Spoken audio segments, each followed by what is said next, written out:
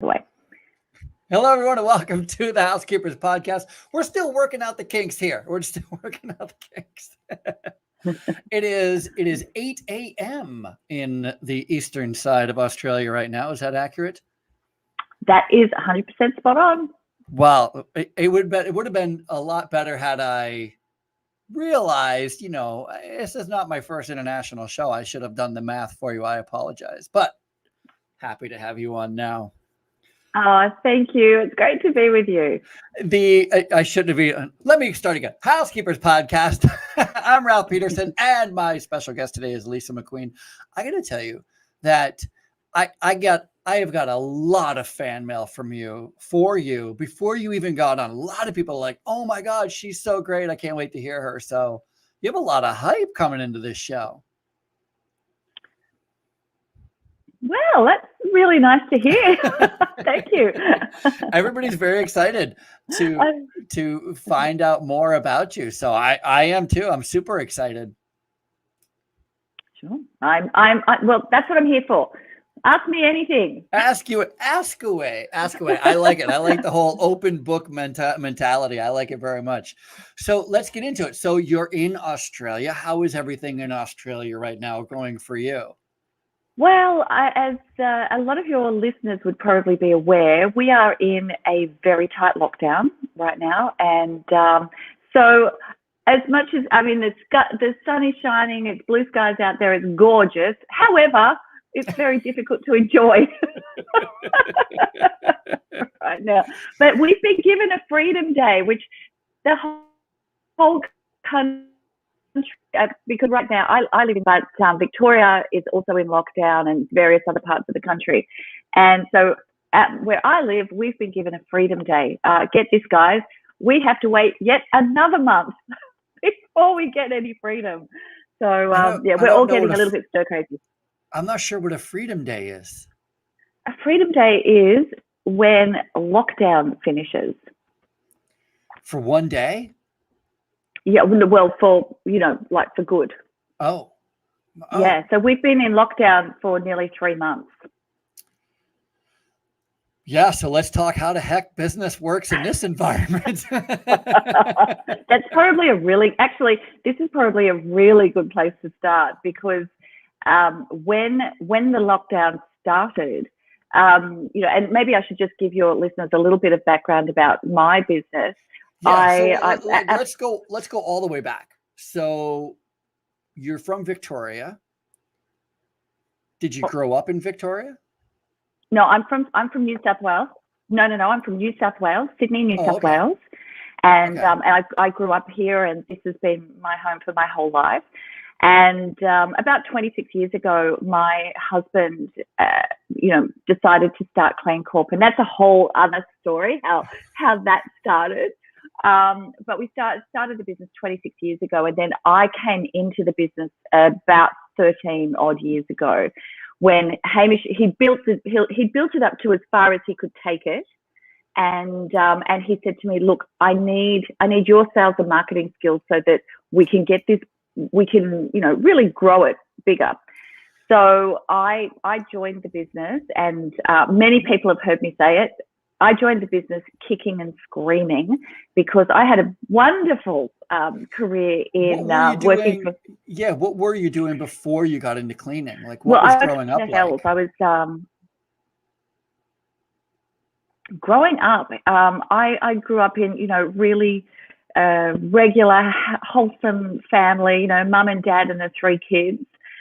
In fact, the home that I grew up in is 2 streets away from where I live now. So I haven't moved very far, and in a beautiful area, in a very a very nice part of Sydney. So I've had a great foundation. What did your parents do for work as you were growing up? My mother was a stay-at-home mum, so she was a homemaker, and my father worked 3 jobs. So he was a barman, he worked in a bar, and when he wasn't working in one bar, he was working in one of the other 2 bars that he worked for. So he was a really hard worker. He only had 1 day off a week, a Monday. And so Dad was the quiet achiever. He was a man of very few words, but he worked really hard for his family. It sounds like maybe that's how you guys all learned this whole very hardworking, put your head down, get things done kind of mentality. Yeah. I think so. And I think just being driven to achieve and having, my parents were just such wonderful cheerleaders, and sadly, both of my parents have passed now. But before that, I had an incredible cheer squad who were like, yes, you can. I didn't go to university, I didn't go to college, so I really had to figure it out as I went. And in those days, honestly, here in Australia, you could do that. I mean, unless you wanted to be a lawyer or a doctor, you didn't need to go to college, because you could work your way up. And that's really what my career was like. I just worked hard and worked my way up. I like everything about that. There is a lot of that still. There's still a lot of industries where it doesn't require anything but a positive attitude and a good work ethic. Yeah, I know. And I think sometimes it's just having those two things can be the X factor for an employee, and for someone who's interested is one thing. If you're interested in your career, or you're interested in your job, but if you're really committed to it, then that's where the magic happens. So there's definitely that that differential. Are you interested in something, or are you committed to it? Yeah, I agree. So what was your first job out of school then? So what did you kind of go through a bunch of jobs, or what were you interested in? I was just interested in traveling. That was what I wanted to do. So everything as soon as I finished school, I went to secretarial college, and that was for like a year. But I wanted to travel, and so my very first job was working for the government, actually, for the National Parks and Wildlife Service here in Sydney. And I worked for the chief scientist. So back in the day, I was his private secretary. And, that was that, to me, I was thinking, wow, I'm working for this really important man.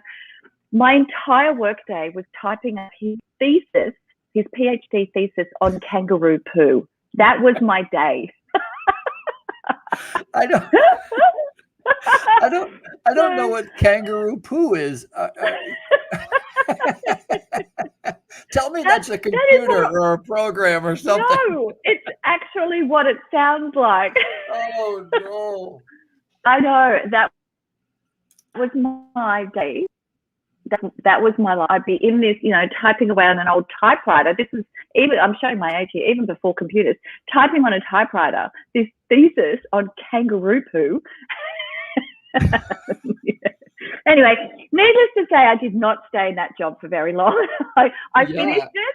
I got the thesis finished for him, and by that stage, I'd saved enough money to go on my first trip to Europe, and so that ignited that passion in me for really traveling and moving around. And when I came back from that trip, I thought, gosh, I can go back into the government job, because it was still open and available, being the government. But it wasn't my vibe. That was I mean, kangaroo poo, clearly not, but also the government, Bundy in, Bundy out type of work ethic it just wasn't my vibe. So I applied for 3 jobs, and one of them was with a TV station here as a junior producer. One was with a bank as a bank teller. It blows my mind I even thought this way back then. And the third one was with a company very close to where I live, which was in travel.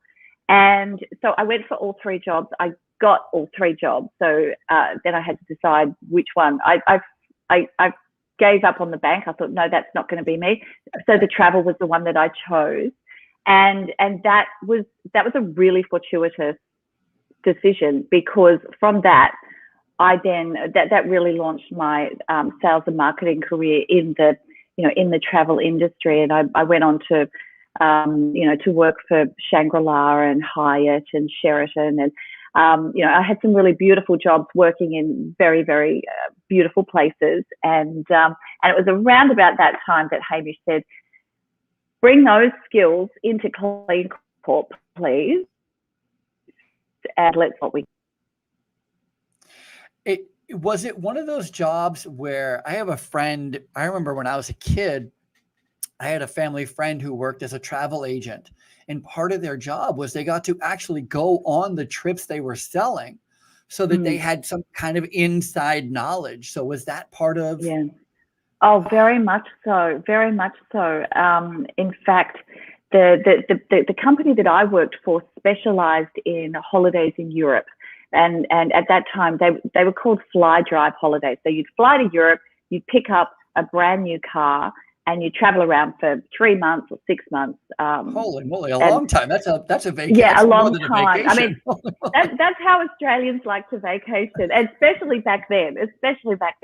So it was a really burgeoning in part of the travel industry. And yes, we did. We got to go on these trips, which were just amazing. And at this age, like, just to put in context on this, I was 19. So at this point, I was 19 years old. I'd been working for the travel company, for about 5 months. And my boss comes and says to me, I'd like to have a word with you. And I'm thinking, oh gosh, what have I done? And he says to me, Lisa, we're opening an office in Paris, and I'd like you to go there and run it. So I was the ripe old age of 19 with very little life experience, and 3 weeks later I was off to Paris, and I was there I stayed there for 5 months getting everything set up, and it was a brilliant experience, especially for someone like me who just loves all things French. I speak French, and so it was perfect. It sounds perfect. I had a woman who works in the cleaning industry. She's currently in France, in southern France, but she's from Florence, Italy. And she talks about growing up around, what she called, it was like an outdoor museum.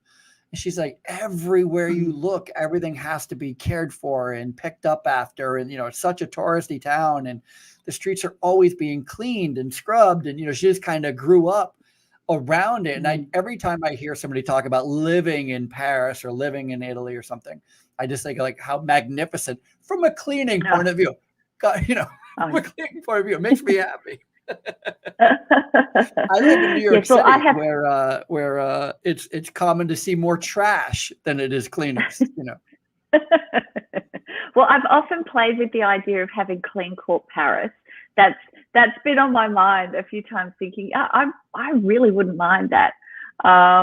Maybe at some point in the future. I don't know. It has a great got my hands full here. Yeah, it does, doesn't it? It does. It has an amazing ring to it. And let me tell you, I'm to 1 or 2 places in Paris that could definitely use our services. So I think we could find a very wide open market there. No question. There and everywhere. Thank God for our industry. It is one of those industries where you could literally move to paradise, and there is a need for cleaners. Thank God. Makes me wonder why I'm in New York. Why aren't I cleaning in Hawaii? I don't know. New York's pretty fun though. That's definitely another fun part of the world. So 1,000,000%. I don't mean to disrespect New York. I'm just saying, I have a friend who does clean, who does have a hotel cleaning business in Hawaii, and it's quite interesting. He has the same problems that I do, which I imagine are the same problems that you do. I'm sure. It's very universal. The challenges that we face are probably fairly universal. No question. So it seems like a super easy transition to make from traveling and selling traveling and learning the hospitality side, and then learning the marketing and the advertising and sales side. Easy shoe in to the cleaning industry. Well, you'd think so. You would think so, but I found that the marketing and advertising that I did in my travel career really, think about it, the visuals that you can use, beautiful exotic locations, warm sunny beaches, and then you've got, okay, how do you visually represent cleaning in a way that's going to attract people to your business, and not look like every other cleaning company in the world. So for me, that was the challenge. The challenge was, okay, we all clean. Everybody has a mop, a bucket, a vacuum, a duster. We've all got that. So what is going to make us look different? And that's where I really had to. I really dug deep on that, and I still do. I'm always looking for inspiration and ideas when I'm out and about, and how a company does something that looks interesting to me, and how could that be translated into the travel and into the cleaning industry. It's a really interesting paradigm, because it's like the drill bit. Nobody wants to buy the drill bit. They just need the hole in the thing. So nobody wakes up in the morning and goes, oh my gosh, I can't wait to buy a cleaning contract. They just want their room or their office clean. So it was, kind of looking at it from a different perspective, I think, and then coming up with ways to make it us look like we understood what our prospects wanted and our customers needed. 1,000,000%. I like how you're thinking. I like the idea of having to figure out how to differentiate ourselves. I work in healthcare. And so and mostly I work in senior care or in nursing homes, end of life care.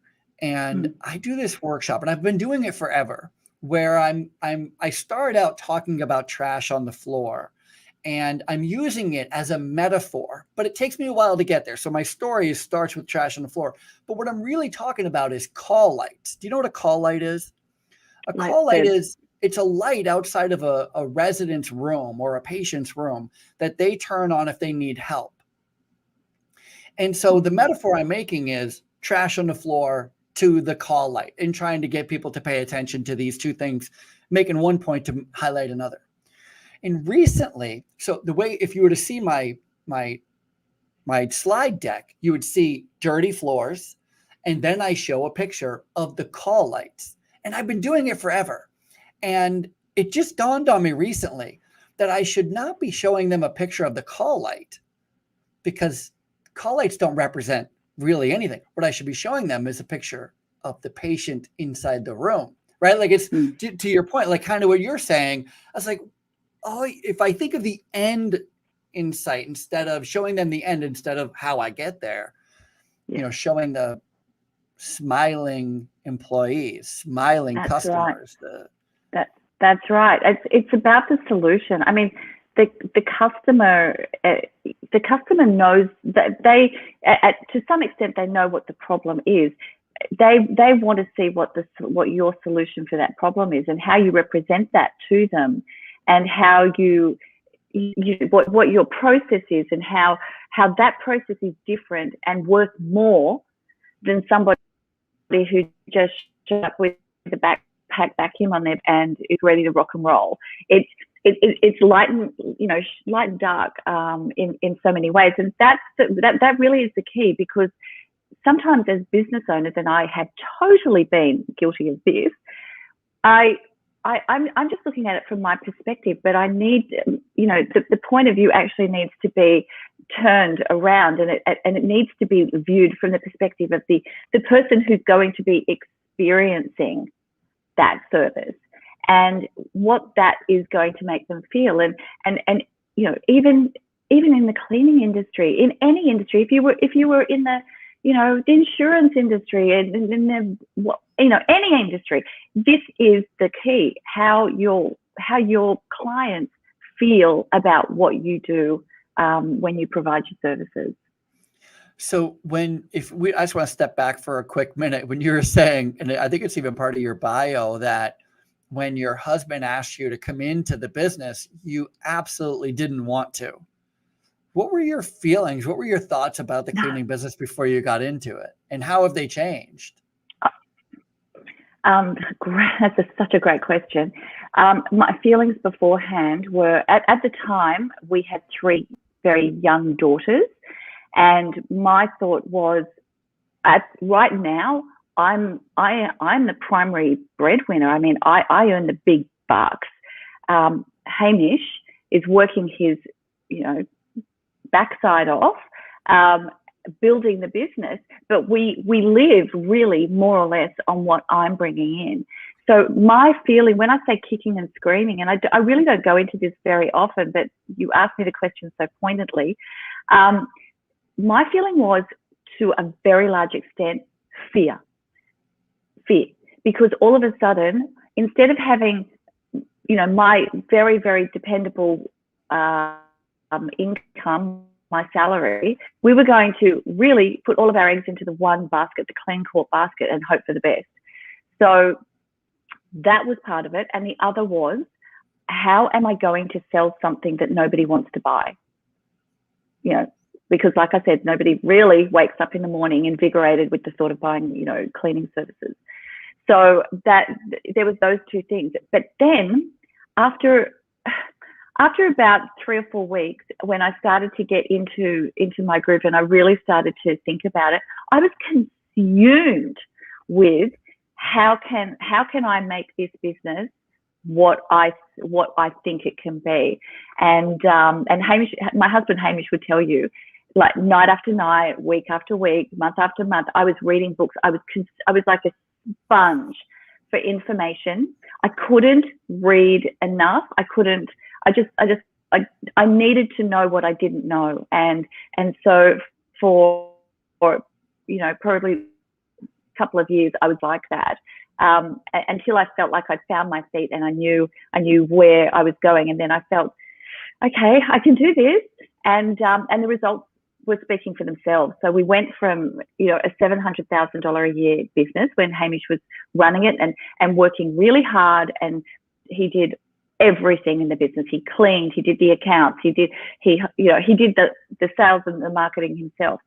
So we went from that 700,000 turnover in the first 13 years it took us, to I started, and just a touch over 2 years later, we were turning over 3.2 million. Now we're an 8-figure business, and we're all over Australia and New Zealand. So it's, like having that, I think, that absolute driving force of determination in making sure that our family was going to be okay and we were going to earn enough money, and all that really, it really fired up my jets, and it fired up his jets as well, because and we work so well together. So it was like dynamite. I like, and I want to just believe it was just grit and determination, and you just found your happy spot and decided you're going to do it. But I'm sure there was more strategy involved. So like yes. What, if you could go back to when you first started and you looked at, I imagine you kind of just looked at what he's doing and you looked at what was out there. What was your game plan? How did you expect to grow this? Yeah. So who are your customers, first of all? Who are your customers? Okay. Our customers are commercial customers. So any businesses, that's where our groove is. So business cleaning. We do some private residences for some of our VIP customers, but I would never say that I'm a specialist in housekeeping. Definitely not. The commercial janitorial side that's where we're at. Do you do any healthcare at all? We do a lot. We do a lot of healthcare. We do a lot of aged care. We do a lot of disability in that area as well. Do you do any restaurants? Any kitchen cleaning? Yes, many restaurants, many kitchens. All over the place. Essentially any service, yes. Any business any business that feels right for us is pretty much in our wheelhouse. There's a couple of exceptions. So one, for example, Australia, a very mineral rich country. We have a lot of mines. We don't clean mines, but we clean for mining companies. Got it. So, their swanky offices, yes, we clean those. But guys themselves, no, we don't. We're very, we've made that decision years ago. But yeah, so that's our customer base. And we do a lot of retail as well, a lot of retail. So in terms of strategy, you're right. I mean, obviously, my optimistic attitude was not going to get us where we needed to go to. It did. When I joined Cleancorp, I could see straight away that there were things that there wasn't really any system or process in place. Everything was an emergency in that moment. Everything had to be done that moment, and that was a problem because at that moment there was Hamish, there was myself, and so I just started to see patterns and things that Hamish would need on a regular basis, or things that I was beginning to need on a regular basis, and I figured out little systems. So, okay, if this happens, then this is what we do. If that happens, then that is what we do. And that lasted for a few months, but then I just thought, this is craziness. And so I started to work with a business coach, and at the time, and this was, part of my search for knowledge. She was based in Michigan, beautiful. Her name's Debbie, and I worked with her every week. And she taught on one of our sessions. She mentioned about automation, and I didn't even know what she was talking about. What is business automation? I had no idea. And so she said, "Oh, look, I could be." And the reason we talked about it was because her emails and messaging to me were just so on point, and so on time all the time. I thought, how does this woman do it? I knew she was busy with a lot of clients, so I asked her, and she told me about she was using a called Infusionsoft. It's called Keep, but at the time it was Infusionsoft. So the very next day I started to look into it, and I signed up, and I believe we were the first Australian company to sign up to Infusionsoft, and that was back in 2008. And so from then on, I just started to, anything I saw that I could do, that I could automate, I automated it through Infusionsoft, and that went for internal processes and also for external sales and marketing processes. So that was really the lever, or that was what allowed us to grow that fast, because I didn't have to do everything manually anymore. I had this safety net of automation that I built that was helping me achieve the same thing in a realistic and humanistic, if you like, way. So that was one of the key things, and the second one was having a really good website. Yeah, I like both of those ideas, but did you start knocking on doors? Did you start cold calling? What was your marketing strategy to get more actual clients?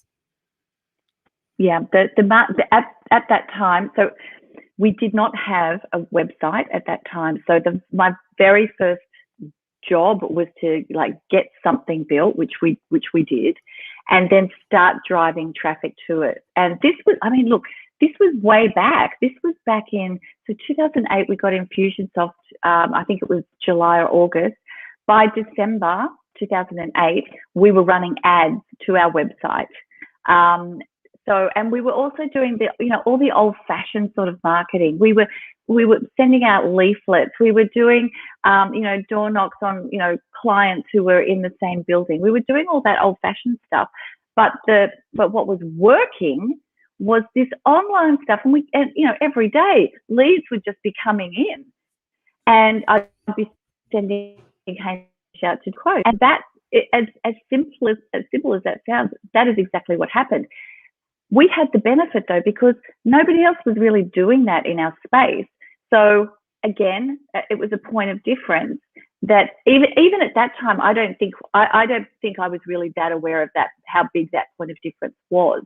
But it certainly kept the cash register ringing over, and we really built the business because of it, because we had so many leads that, and Hamish is so good at what he does, that we were making sales and growing every month. That is really, really interesting. And it just goes to show one of our biggest challenges, and I am in any business, I'll speak for the cleaning business anyway, but it's obscurity. It's people not knowing. So the more we can do and the easier we can make it so that we are continually getting our name out there, our services out there in front of people, the more your opportunity people are going to be. I know I just interviewed a woman Absolutely. who has two billboards, one on each end of her town. So the first billboard you see coming in is her house cleaning company, and the last billboard you see leaving the town is her cleaning company. And it's a small town. She says she pays something like $1,700 for the year or something, like something Wow. like really ridiculously low. And it brings in a ton of revenue because she is able to do what nobody else in her town is able to do. Because I think there really is only a handful of billboard signs in her, and that's why the internet is so amazing and so useful to those of us, in business. You can advertise, you can target, you can market, you can direct. It's way more effective than the traditional. Measurable. Yeah. And so measurable.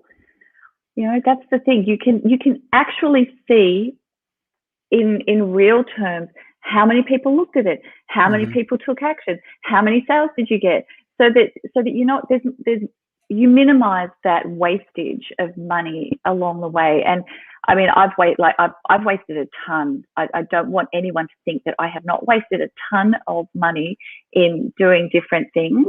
But it's, I guess for us, marketing in a magazine, it just doesn't work. Marketing in the newspaper for us, it just doesn't work. So we've learned that the hard way. Yeah, it's always amazing when you start thinking about your customer. Put yourself in your customer's footprint. Like, when do they find out they need a new cleaner? They're usually at work, and which means they're sitting at a desk. They have their phone, they have their computer. And even if they don't, they're directing somebody who also has a phone and a computer. And it's like, can you find someone? And what are they going to do? They're going to go to the computer and they're going to look up cleaning company, commercial cleaning company. Are you first? Right. Are you second? Are you answering your phone? That's a big one. Are you answering your phone? That is a huge one. Can I just tell you that at the end of our workday, I mean, obviously in our business, we are very much 7 days a week, 24 hours a day. And that has been put to the test on many more occasions recently than I would like to admit to. But after hours, every single phone call comes to me. And the reason for that is because, one, it keeps me grounded with my customer base. Two, I do answer the phone, even in the middle of the night. Phone's right there, just in case. And three, it leads us still on what our promise is, and that is that there will be someone at the other end of the phone who can get things done for you.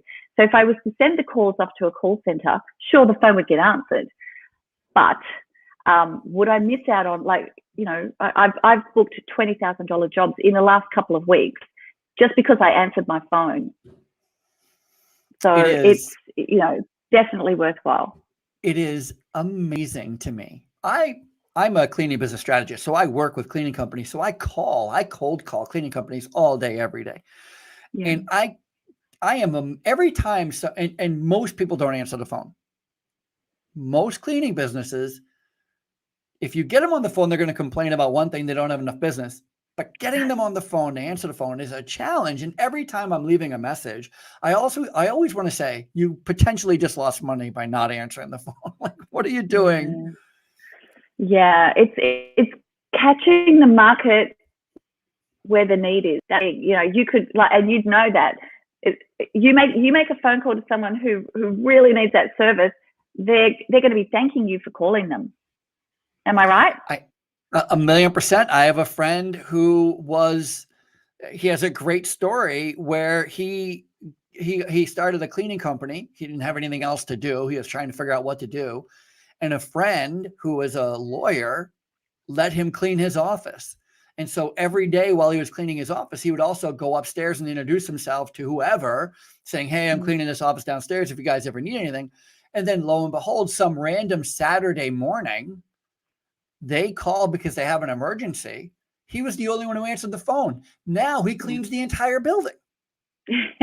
I mean, there you go. You don't have to hear that story too many times where you go, oh, that thing, it's more than just for TikTok. I should be answering it, right? Absolutely. Right. Absolutely. It just makes all the difference. And I do imagine how frustrating it is for a prospect if they've got the need, they've gone onto the internet, they've decided out of all of those probably tens of thousands of cleaners, they've decided to call your business, and then they call and you nothing. They're not going to give you a second chance. That's your first, that's the first opportunity you have to impress them. And sadly, I know, honestly, I do the same thing. If I'm looking for something in my life that I need and that happens, I won't be calling them back. And yet, ultimately, if I'm looking for something and then I have a great experience, I really do try and let them know why I had a great experience, so that they know that their marketing's on point, or I was attracted to work with your business because of these reasons. I think it's really important for people to know that, because maybe they just stumbled on it by accident, and maybe they didn't. So I love that. I love that you're so into business at this moment that you can see it in everything, and you see the good and the bad. And when you see the good, you see the working, you so bad want to go, hey, that was a brilliant idea. You totally grabbed my attention. I love that. I think that's so great. So great. I'll give you an example, one that's just happened. I was looking for a new dentist. My dentist moved out of the area, so I was looking for a new dentist. And I saw this photo of this dental team standing in front of a garage door. And I thought, that made me stop. That made me stop. Why did that make me stop? And so I'm trying to figure out, why was that interesting to me? And I've now gone to that dentist and spent quite a bit of money. And I said to him, the owner of the business, I said, why did you pick the garage door? And he said to me, because every other dental company, they stand in front of their equipment, or they stand on a beach. He said, I wanted to show that we, the type of business that we are. We work out of this home, and that was just the thought process. And I said, well, it worked, because that made me stop. So, and what makes one person stop and what makes another person stop, obviously that's changeable. But it's an interesting way of looking at it. Yeah. Once again, I mean, it's how we started even just our conversation today, was talking about how to differentiate yourself and how to stand out when there are so many dentists. There are a ton of dentists. There's a ton of pizza places. There's a ton of restaurants. Everybody is competing for your attention, and those who are the most creative generally get the most attention. That's right. And also consistent, I think. If you put one ad on Google, if you said, okay, for this 1 week of the year, I'm going to put an ad up. Look, chances are reasonable that you will get a customer out of that. But if I'm so guilty of what you're saying. I'm so guilty of this. Everyone is. But if you look at it as it's just part of your strategy. Part of my strategy is, I'm going to put $1 into this thing, and I'm going to expect to get $3 out of it. How does that work? Or $5 out of it? Like, that's the exchange. And that's how looking at the your marketing spend. If you do it once, you might get a customer. How much did that cost to attain? Whereas if you're doing it on the regular, then you're going to be seeing like more regular results, and then you can budget and forecast on a more regular basis. I mean, it's one of those, it's a luxury of growth, I think, Mm-hmm. being able to do that too. It definitely is a luxury of growth. And there are other methods that you can use that are lower cost, but more time, they'll take a bit more time, such as LinkedIn, for example. LinkedIn costs me nothing. Well, actually, I've got the premium account, so it does cost me a little bit. But, but my point is, I don't advertise on LinkedIn, but I'm there. And I know that's how you and I came to get to know each other, was because of LinkedIn. I'm there as well. Yeah, I know you're very much there. You're very, I see your posts, I see your stuff very, front and center, and you're making that platform one of your platforms. Really, it's that's what, anybody who's listening to this podcast today, whether or not you are in the residential cleaning space, or if you are in the commercial cleaning space like I am, you should be looking at what's your platform. Where are your customers? Where are the customers that you want the most? Where are they, and how can you get to them? Now, for me, LinkedIn makes really good sense, and it does for you as well, Ralph, because you want to work with business owners. Where are the business owners? Where are they wanting to do business? LinkedIn. Right. I want to work with business owners and decision makers as well. Where are they? They're on LinkedIn. So every now and again, I will branch out and I'll do a little something on Facebook or maybe Instagram, but that costs me money. LinkedIn costs me nothing, and it allows me to build a platform to the industry, but also that voice, it resonates with other people out there, and that's the exact same strategy you're using right now, Ralph. Your voice is going out there, and that's your attraction strategy. So it's a powerful thing, and I think a lot of people underestimate what they can do, and what they can do for free just using social media to do it. Agreed. Do you know who Gary Vaynerchuk is? Oh gosh, yes. Okay, great. So he has this strategy which I follow to a T, and he talks about spending $1.80 on one platform. I do it on LinkedIn, as you know. So $1.80 every day, 7 days a week. I spend $1.80 on LinkedIn, and this is what it means. It means I engage with 90 posts, 90 other people who are posting, and I give my 2 cents. Meaning they post something, I'll share it, I will comment on it, I will be engaged, give my 2 cents to 90 a day. That's how much money I spend on LinkedIn, other than the premium account. Wow. I spend 180 cents a day, 2 cents at a time. Yeah, I love that. I absolutely love that.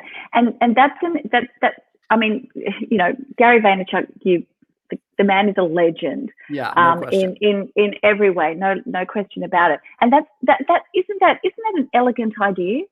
It's a simple and elegant idea that absolutely anybody could do.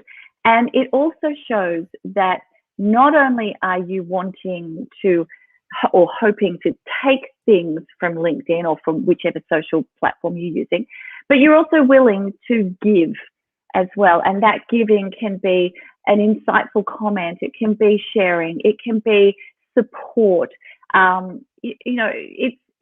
It's one of those communities where you can get as much or more that, and you can give so much as well to people who are coming up through the ranks, people who are looking for someone. They may not be able to afford to have a business coach or a mentor, but they can have some form of mentorship by just following people who resonate with them. And I think that's, in this day and age, aren't we lucky that we have that opportunity?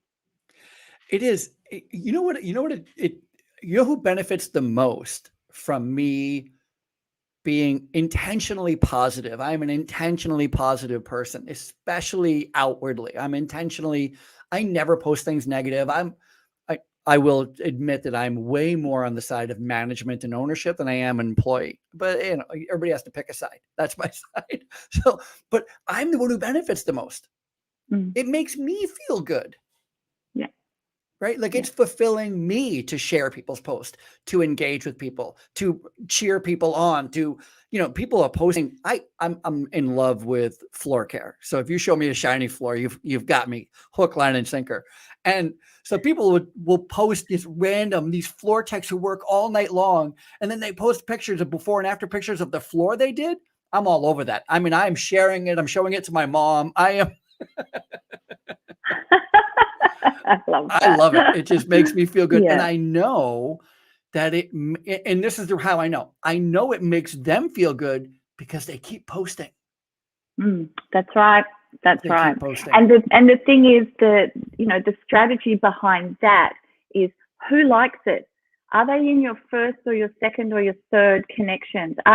Anyone, when I'm sort of reviewing posts, like my number one connections are, they're solid, and I support them, they support me. It's solid. But the twos and the threes, these are the people on LinkedIn who I am not yet connected with, or maybe I tried to connect and they haven't connected back or whatever.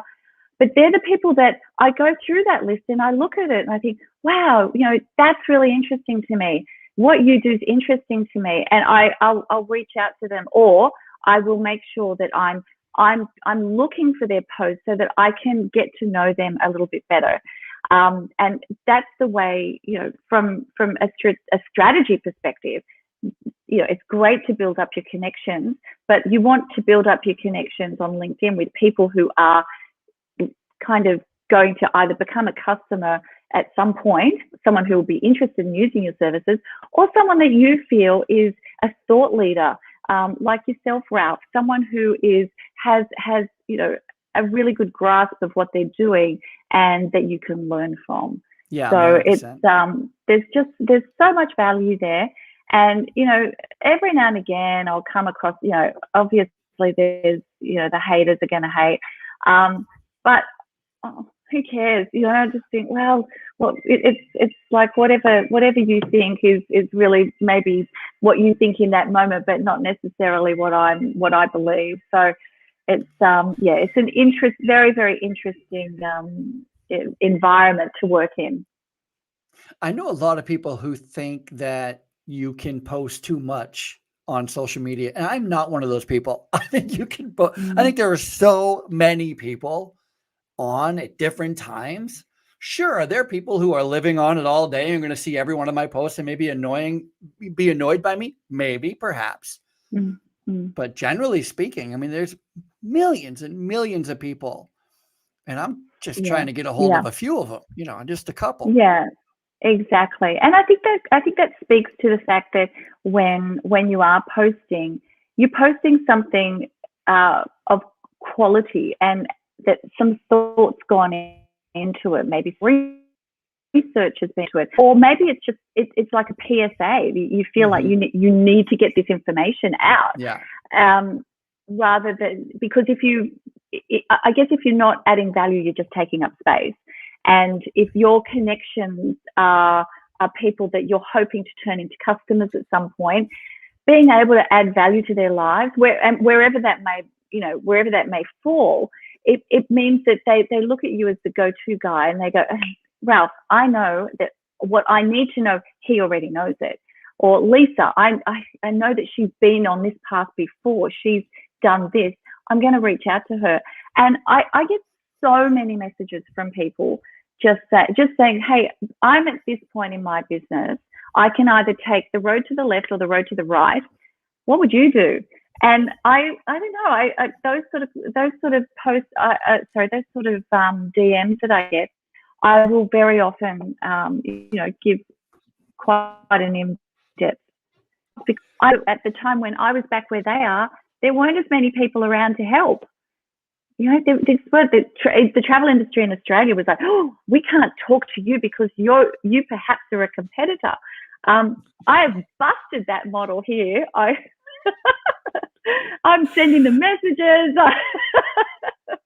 That's so funny you say that. One of my first writing jobs was writing for a radio station called 𝐰𝐚𝐭 Broadcasting. And on the air, I did something I didn't know I wasn't supposed to do. I mentioned another radio station. Like, I mean, they were legitimately upset. Like, don't ever name the competition. I was like, how you think we're competing with a sports channel when we're a music channel? I don't know, but okay. All right. So we can't mention, nobody knows radio exists except through like, silly. It is silly. And I think, look, in the 21st century, have we moved past that yet? I hope so, because the other thing that I think that is really important in this industry is to have a great team, having a great team around you. And so I want my competitors' staff to see me.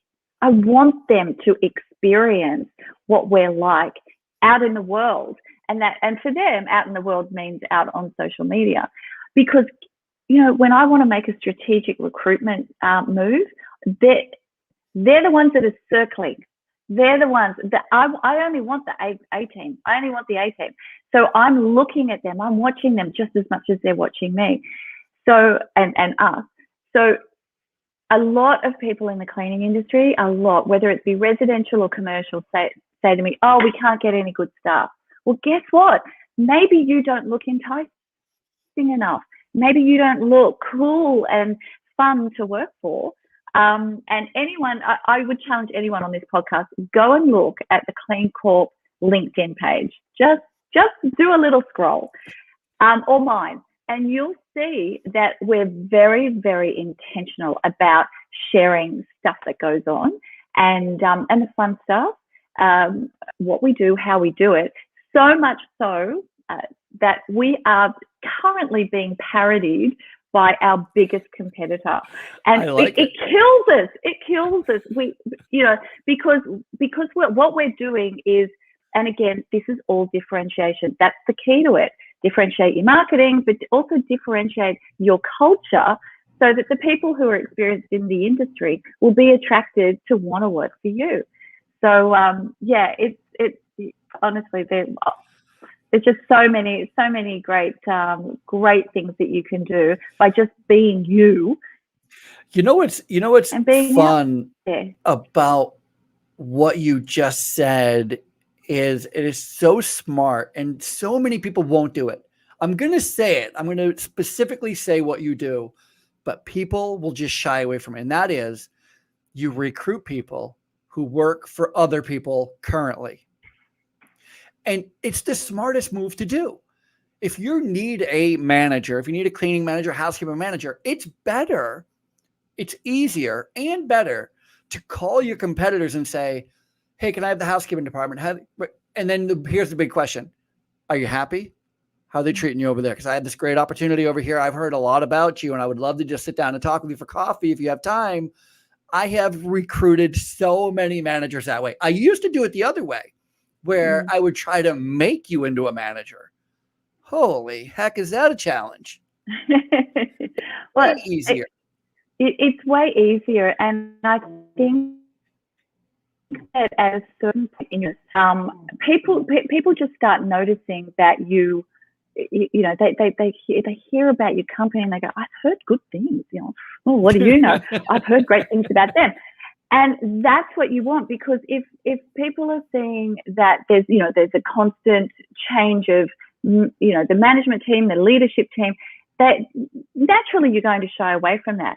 Now, I will say that right now I have had my eye on people. I will 100% admit that, but they have been the ones that have come to me first.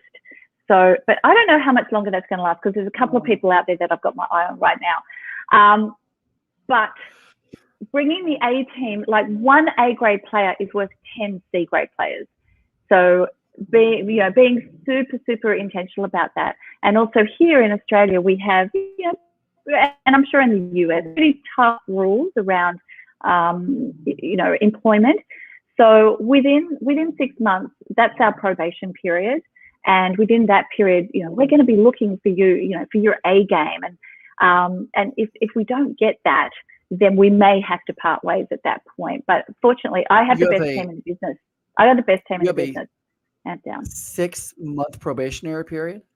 Mm. Here in the US, it's typically 3 months. Right. Okay. So typically 3 months here and 6 months there.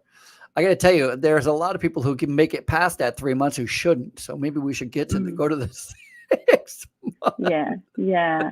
I think that, you know, some people just, they interview really well, but the reality is when you put them into the position, they just can't perform at that A grade level. And it's not fair to keep, like, if you've got a team of A players and you can play a B or a C player, it's not fair to all the A players to have to carry that one. So, you know, I'm not telling you anything that my own team don't know. And because of that, we are very protective about our environment and about who we let in. And we've just done a very major hire. He started with us a month ago and is doing great, like just great. And he said to me after the whole recruitment process was completed, he said that was seriously the most arduous process I've ever been through. And I said to him, he said it with love, but he was speaking the truth, because and the reason for that is because making sure that we have someone who is a cultural fit is the first thing that we're looking for. That's the most important, because I can teach anything you need to know. I can teach it to you. But if you don't have the right attitude, you can't teach that. So it's a really, really interesting paradigm, and it fascinates me. And the group that we've got, the team that we have, are just incredible. So great. So what's next for you guys? We only have a few minutes left. I'm just curious, how's this world domination going? We moving into the Philippines? Great. Are we taking over? Are we heading north? Great, James. Yeah. We do have some big plans. We still have a few moves up our sleeve. We are all over Australia and New Zealand now, and we've been that way for a number of years. So right now we're moving into, you know, the regional areas more so, and we're thinking, you know, we're thinking longer term, and we're thinking about we get approached very regularly to you know, for franchises. And right now, company, that's been our strength and our strategy the whole way through, but we may look at that in the future. So it's an interesting time. It's a really interesting time to be in the cleaning industry. Yeah, 1,000,000%. There's never been a time when the spotlight has been so bright. The need has always been there. I've been talking about contact time and chemical use for years. Nobody's cared, but now, you know, people are like, hey, now it's a big thing. Yeah, now it's a big thing. It's a huge thing. The COVID cleaning, that's not going away anytime soon. So we've really dialed that into our strategy moving forward, because it's, you know, it's the service that people pay for in advance. They pay a lot more for it. It's highly skilled, and, you know, it keeps things rolling. So it's something that I think from the perspective of, you know, whether it be on a housekeeping side, commercial side, the COVID cleaning is going to be something that will continue to be having a very high demand. So being seen as an expert in that space, whether you're in a small town or a large city, is going to be a very important part of, it should be a very important part of your strategy moving forward. Yeah, you know, we didn't talk really at all about COVID cleaning at all, but I will say that I think one of the biggest challenges that a lot of companies are facing nowadays is, prior to COVID, one of the biggest challenges that I faced in cleaning was getting credit. That is, how do you let your customer know you were there? Oftentimes when we're cleaning office buildings or schools or something, it's always after hours. And so sure, they can see if the trash was empty, but, you know, I mean, quite frankly, if you're at the bank and they see a cobweb, they're going to think that you haven't been doing anything, even though, you know, spiders are really good at building cobwebs. You could tear it down tonight, and tomorrow morning they'll have a whole entire one up again tomorrow. So unless you're in the spider killing finding business, right? But so you're always trying to find a way to prove that you were there and you did what you're supposed to be doing to your customer. Now, what our customers are being wrestled with or being challenged with is how do they prove to their customers that they have a cleaning company that is sanitizing, is disinfecting, right? So it's that next level. Now we have to think, how do we help our customers give social proofing to their customers? Oh, absolutely. And I mean, that's before this lockdown. So in the earlier months of this year, that we saw a lot of our customers wanting to move their cleaning services or even part of their cleaning services to daytime services. Just to be seen. So historically, so it was really the optics scene, and that and so they'd split the requirements. So they'd still have the evening stuff, the mopping and vacuuming and what have you, but they wanted the daytime stuff to be done when their customers and their employees could see it. And so I think that will also continue, because right now it's, to have your customers and your staff feeling safe and secure is really of paramount importance to business. And it's going to be something that will continue to be there while we are all going through this pandemic. So I think prepping for that, making sure that you've got staff on hand who can segue into a daytime, from the evening into a daytime is important. And then those staff, again, your staff are your best PR tool.